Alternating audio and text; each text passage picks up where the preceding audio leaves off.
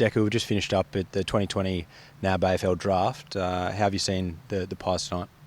Oh, exhausting night, I can tell you. We were certainly active. We sort of, I suppose going into the draft, that we had a goal of trying to get as many picks inside 40 as we had, and as we could, I should say. It was funny because we wrote up on the board, okay, look, if we can achieve 4 inside 40, that'd be great. We had sort of 2 plans, I suppose, pre-reef, post-reef. We're really concerned that a bid might come initially with Essendon, and then Adelaide had indicated they had a strong interest as well. So once once Adelaide didn't bid on Reef, the draft really did open up for us then, and we were able to get on the phones in the knowledge that we're really confident in that the intel that we'd had, the picks that are sitting around us with GWS and Fremantle and North Melbourne and Richmond and these later picks, that they weren't going to bid on Reef. So that allowed us to really attack hard in a trading sense, which we'd sort of discussed for a while now. So as it turns out, I think we've brought in 4 players inside our 20, thereabouts. And so once we got to that point, we tried to look at clusters within the group, because this draft was like no other. So we were able to move to our needs, e.g. Bringing in Liam McMahon. He's a 196 key forward, key back, really athletic young boy. He's got unique speed for someone his size, so he's 192. He runs a 292 for the 20s, so he's got some real tools to work with. Bo McCreary, he's a 19-year-old boy that's been playing senior footy for South Adelaide. He's a pressure forward, sees the game really well in the front half. So it's not just his grunt around the ball, but he has got a real understanding and real spatial awareness with ball in hand, and sets up well. As I said, he's played the whole season as a 19-year-old for South Adelaide. Ollie Henry, I think, was our first pick. I'm losing track as it was, but Ollie was really rated really highly by us in terms of what he can offer in terms of our flexibility, both aerially at front end, at both ends of the ground. He's proven to be able to play both ends of the ground, and exceptional character. So, we're really pleased and probably a little bit surprised, I suppose. I mean, all recruiters say we were surprised he was there, but I think that, sort of after that first 7 or 8 picks, the draft really did open up. So, we had a little bit of luck there, which was good.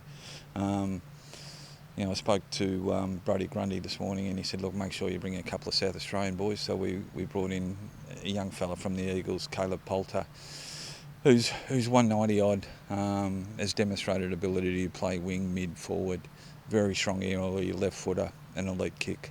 So it's a nice spread, and as I said, that's why we actually, you guys were in the room and saw how we jumped around a fair bit in terms of our draft order.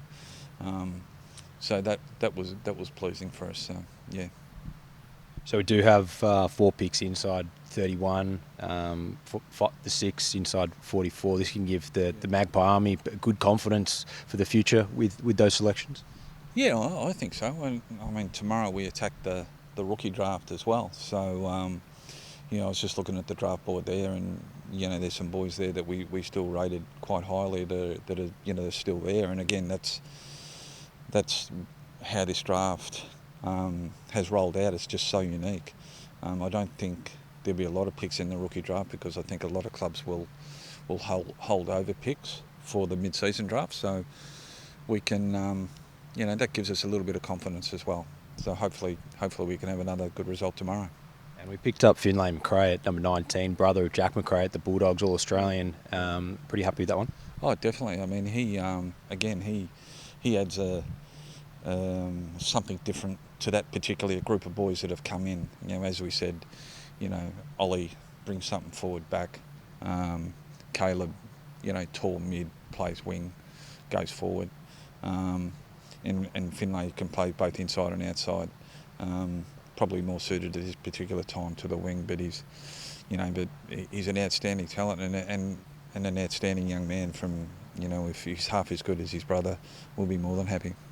After Reef ran that blistering 20-metre sprint, there was talk that he was going to go to the top 10, all that sort of stuff. It was pleasing to get our NGA player in the end. Yeah, I mean, there was a lot of interest. But again, things probably were a little bit different than in the first few picks that we thought. Will Phillips probably went a little bit forward, or deservingly so, mind you.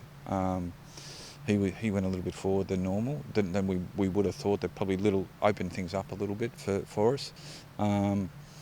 So yeah, there was sort of surprises, throughout the whole draft. And as I said, we've still got what we rate some good players still on the board. So hopefully they'll still be there for us tomorrow.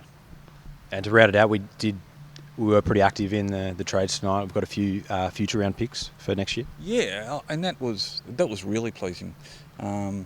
So with the picks that we've brought in, we've now, the quantum of picks, I suppose, if we call it a quantum or a cluster of picks, with the total points value, would see us be able to match if a bid come for a player, e.g. Nick Dacos, depending on if he's a first round pick, we've got the points to cover him.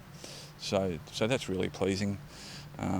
We've just added another layer to the Browns, the Dacoses of the world, the Kellys of the world, these Quainers of the world, these younger guys.